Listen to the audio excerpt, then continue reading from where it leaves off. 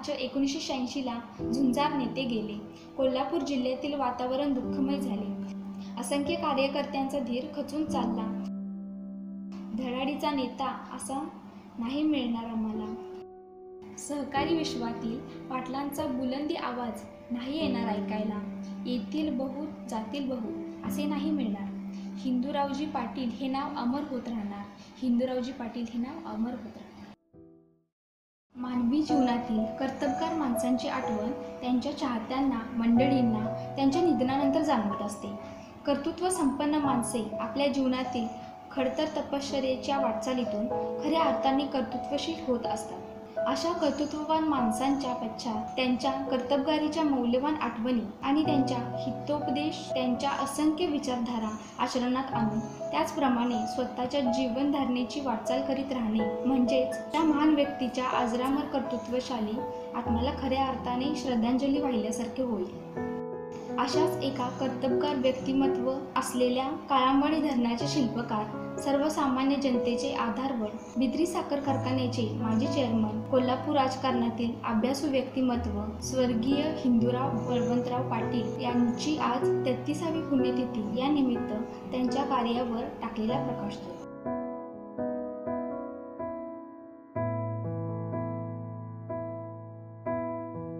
कोल्हापूर जिल्ह्यातील कागल तालुक्याच्या पश्चिम टोकावर दूधगंगा नदीच्या काठावर वसलेल्या वाळवे खुर्द या स्वतंत्र संग्रामातील स्वतंत्र सैनिकाचे केंद्र म्हणून ऐतिहासिक परंपरा लाभलेल्या गावात 23 ऑगस्ट 1928 रोजी एक सामान्य शेतकरी कुटुंबात हिंदूराव नावाच्या सूर्योदयाचा जन्म झाला। पूर्वीचे शेतकरी आपल्या मुलांना शेतीचे महत्त्व पटवून जास्त शिक्षणापासून वंचित करून शेती हाच आपला मुख्य व्यवसाय करायला सांगत।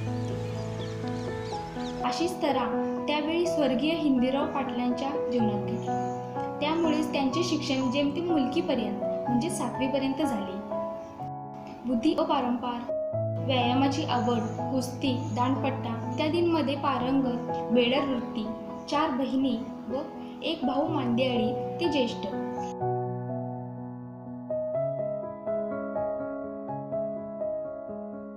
एक रागंड व्यक्तिमत्व अंगात कुर्ता धोतर डोक्यावर टोपी आणि पायामध्ये करकर आवाज करणारी कोल्हापुरी पायतान असे हिंदूरावांचे राहणीमान वेशभूषा बोलणं चालणं अगदी रावासारखंच होतं।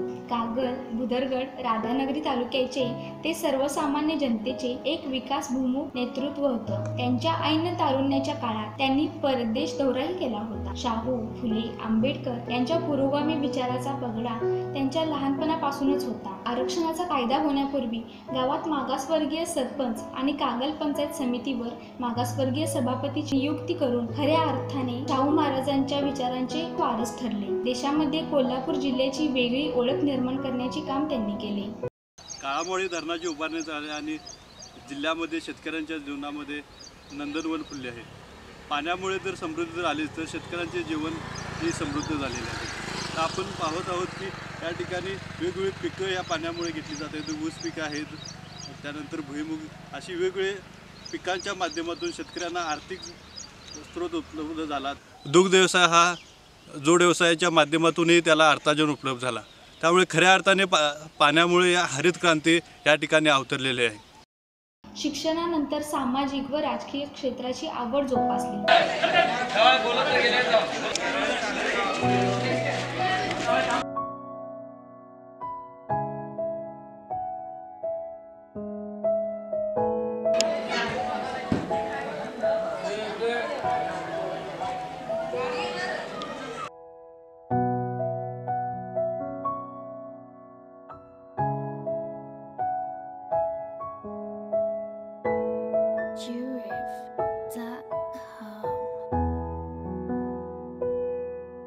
उभा आहे हे जीवन शिक्षण विद्यामंदिर वाळवे खुर्द या शाळेच्या प्रांगणामध्ये उभा आहे।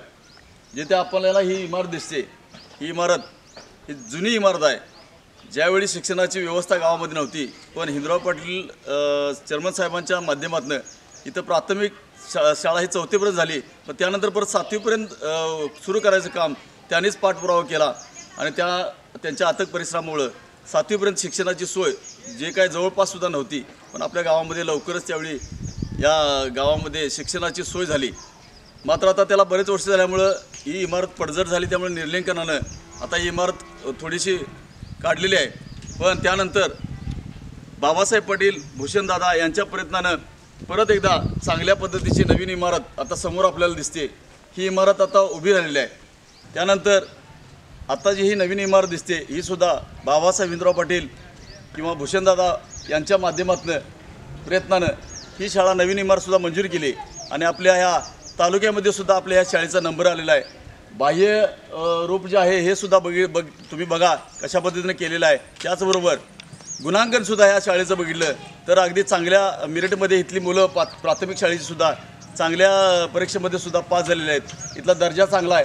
इथला शिक्षक वर्गसुद्धा सर्व अगदी एकजुटीने काम करून शाळेला नाव लौकिक इथं प्राप्त करतोय. गावातील विकास संस्था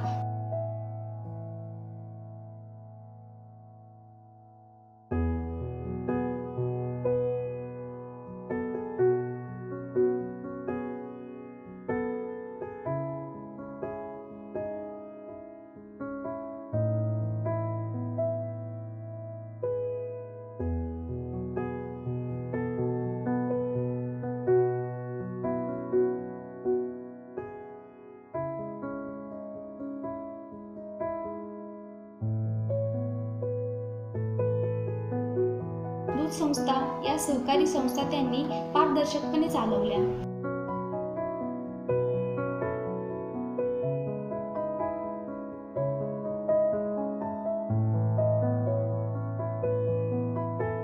श्री दूधगंगा वेदगंगा साखर कारखान्याचा पहिला गळी हंगामा कैलासराव हिंदूराव बळवंतराव पाटील यांच्या हाती झाला. 19 वर्ष बिद्री साखर कारखान्याचे चेअरमन पदाचा कार्यभार सांभाळत सभासदांचे हित जोपासत कारखान्याच्या सर्वांगीण विकासासाठी मोलाचे कार्य केले.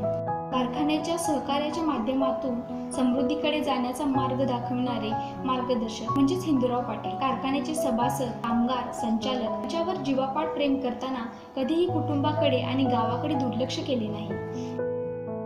1945 साली त्यांनी राजकारणात प्रवेश केला. कागल तालुका सहकारी खरेदी विक्री संघ, जिल्हा काँग्रेस कमिटी, केडीसी बँक इत्यादी जबाबदाऱ्या त्यांनी सहजगत्या पेलल्या. असेही हिंदूराव खरोखरच रावच होते.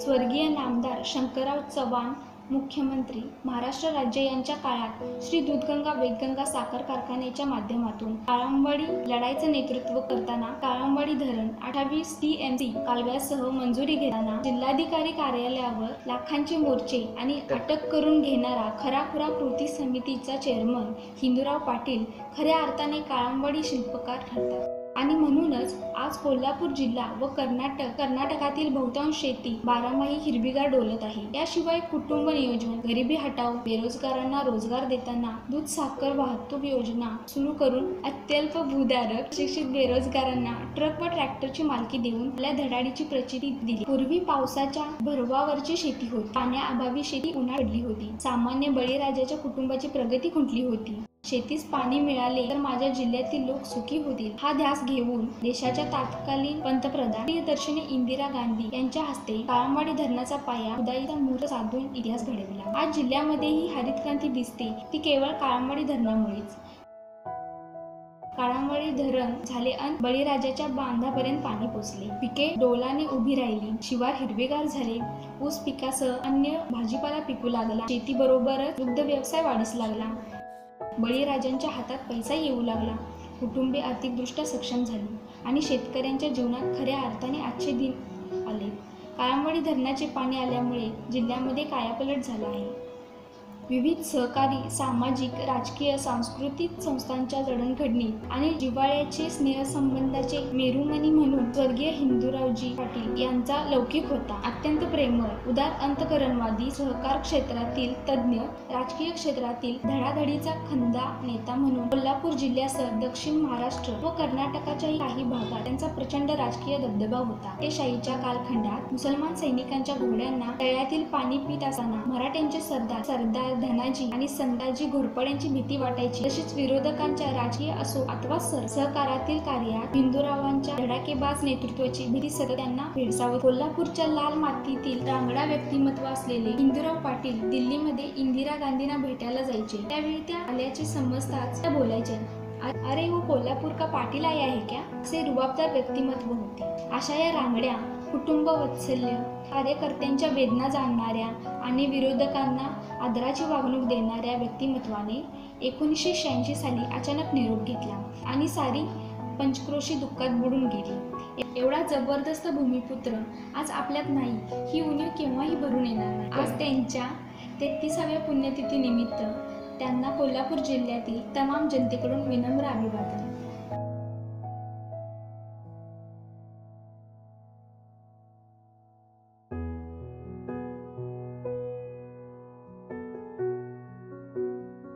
काळामोडी धरण नव्हते त्या पूर्वी शेतामध्ये साधं पीक सुद्धा येत नव्हतं.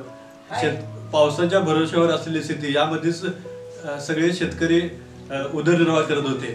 त्यानंतर काळामोडी धरण झाले, आणखी 2 कालवे झाले, त्यानंतर 2 वेदका नदी झाले आणि खऱ्या अर्थाने शेतामध्ये समृद्धी आली.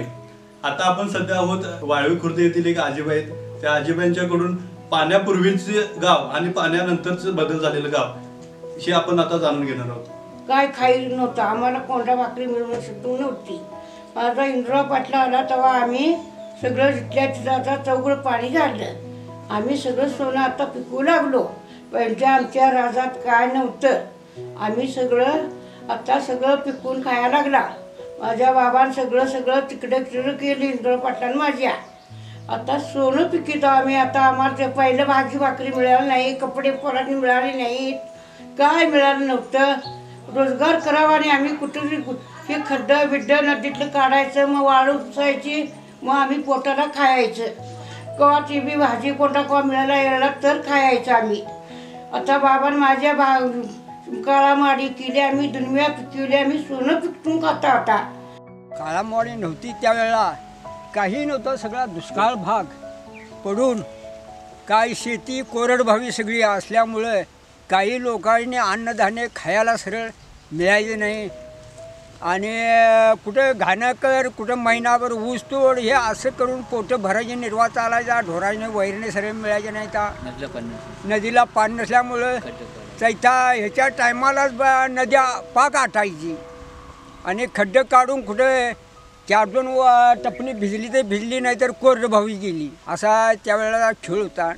आता काळामोडी झाल्यामुळं नदीला पाणी मोबलक आले, कॅनवेलची सोय झाली आणि आता लोक कोरडभावी सुखी झाले सगळे.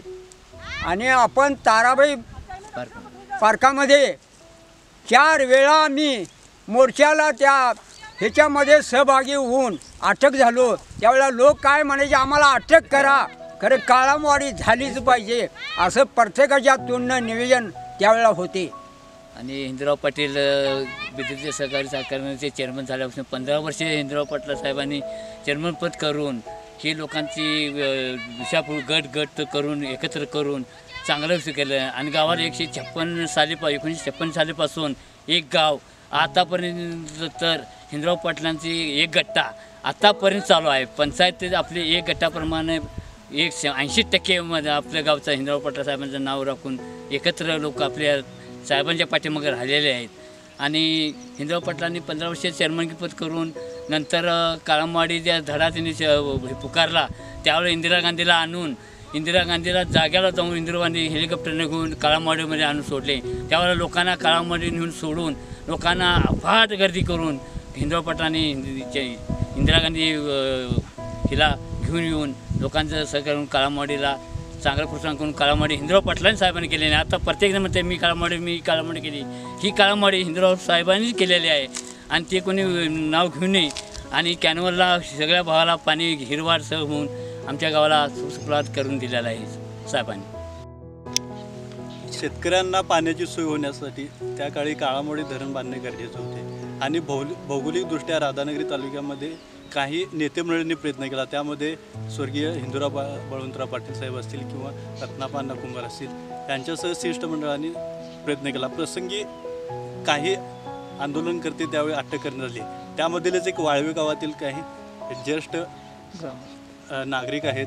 त्यांनी त्या लढ्यामध्ये प्रत्यक्षात स्वर्गीय हिंदूराव पाटील साहेबांच्याबरोबर सहभाग घेतला होता. त्यांच्याकडून जाऊन घ्या कशा पद्धतीनं हा लढा उभा केला. आणखीन काळामोडीची पायाभरणी करून पाणी धरण बांधले. आणखीन आज जो शेतकरी सुखी दिसतोय तो निव्वळ काळामोडी धरणामुळेच. नेतृत्व केलं त्यावेळेला 80 ट्रक एक पाण्याला जात होते आणि असं करून 4 वेळा आम्ही त्या कचेरीमध्ये अटक झालो. आणि अटक केल्यावर लोक काय म्हणायचे, आम्ही काळामोडी झाल्याशिवाय इथनं हलणार नाही. असं पूर्तता करून तिची मंजुरी होईपर्यंत आम्ही हललो नाही. खऱ्या अर्थाने काळामोडी धरण बांधण्यासाठी फार मोठा संघर्ष करावा लागला आणि अनेक संघर्षमय परिस्थितीतून काळामोडी धरण उभा राहिले. त्याचमुळे आज जो सुखी जो भाग दिसतोय किंवा जो हरित क्रांती दिसते आहे किंवा जो हिरवागार पट्टा दिसतोय आज तो निव्वळ काळामोडी धरणासाठी. आणि यासाठी जे नेतृत्व केलं होते ते वाळवे खुर्दचे येथील हिंदूराव बळवंतराव पाटील साहेब.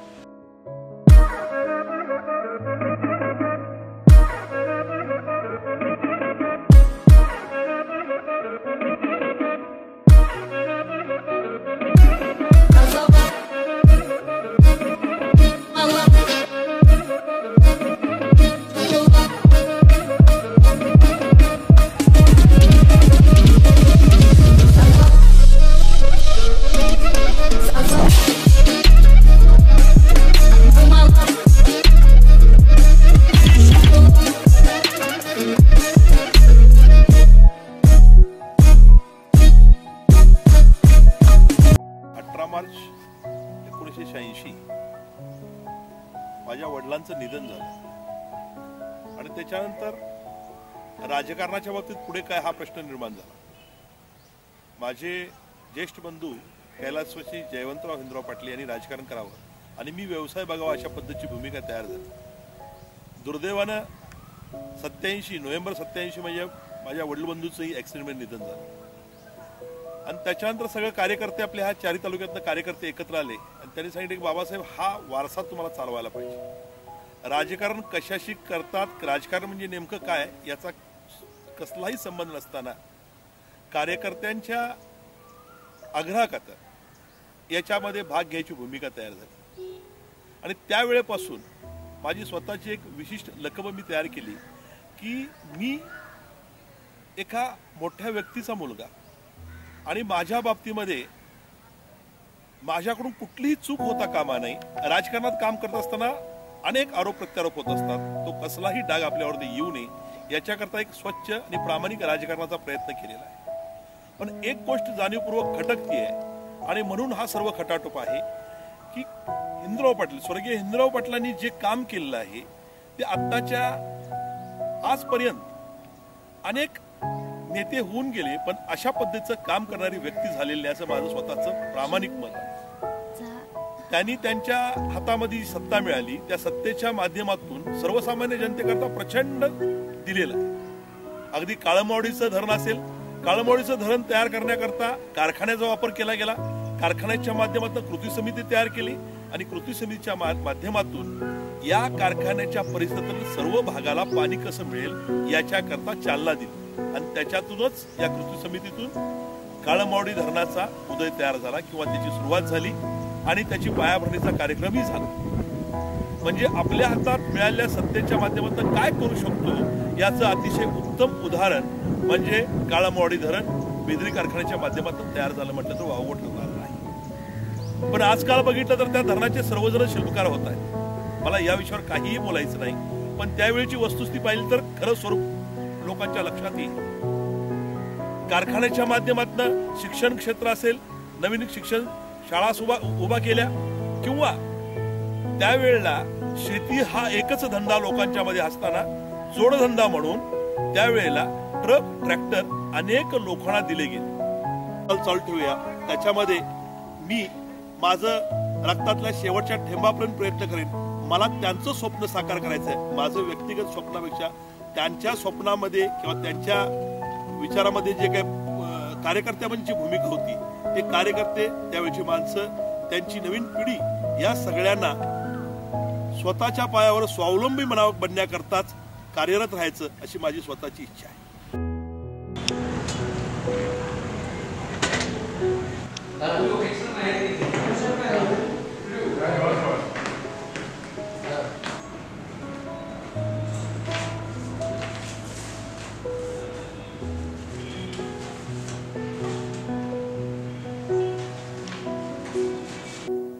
काळामध्ये धरण उभारण्यासाठी ज्यांनी एक लढा उभा केला, त्या लढ्यातील बिद्री साखर कारखान्याचे माजी चेअरमन शंकरराव पाटील यांच्यासोबत आपण सध्या आहोत. साहेब, कोणत्या पद्धतीने तुम्ही लढा उभा केला, आणखी त्याचं बिद्री कारखान्याची स्थापना तुम्ही केली? त्यावेळी चेअरमन साहेब या कारखान्याचे चेअरमन होते आणि त्यांची मिटिंग व्हायची, बोलवायची, भागात यायची, इकडे जायचे. त्यावेळी काळामाडीचे हे झालं का नाही, इंदिरा गांधी लागली त्यावेळी तिथं बोलले ते चेअरमन साहेब शाहीद पिराजीला. इंदिरा गांधीचं विमान आल्यावर उतारले, बसले, त्या झाले, अरे शाहीद पिराजी तुझं चालू कर म्हणले, डब्बावर लाव म्हणले थांब.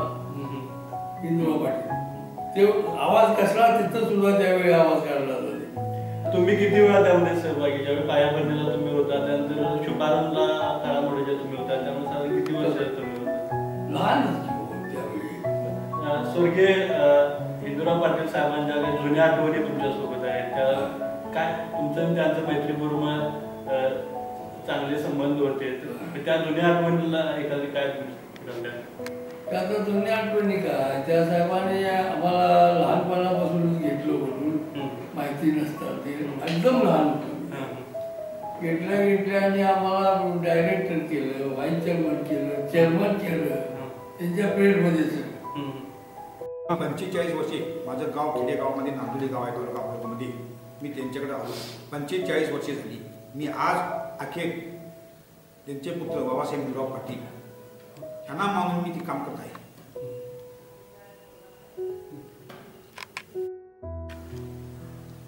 कागल तालुक्यासह जिल्ह्यातील अनेक राजकीय नेत्यांचे गुरु असलेले स्वर्गीय हिंदूरावजी पाटील यांचे कार्य अजूनही लोकांच्यापर्यंत पोचलं जात नाही किंवा पोचवलं जात नाही. हीच आजची राजकारणाची किंवा समाजकारणाची खंत म्हणावी लागेल. काळंबाडी धरणाचे शिल्पकार, बिद्री साखर कारखान्याचे संस्थापक अध्यक्ष, जिल्हा बँकेचे माजी अध्यक्ष व जिल्हा काँग्रेसचे माजी अध्यक्ष स्वर्गीय हिंदूराव बळवंतराव पाटील यांच्या 33व्या स्मृतिदिनानिमित्त अभिवादन. शोकाकुल दूधसागर परिवार.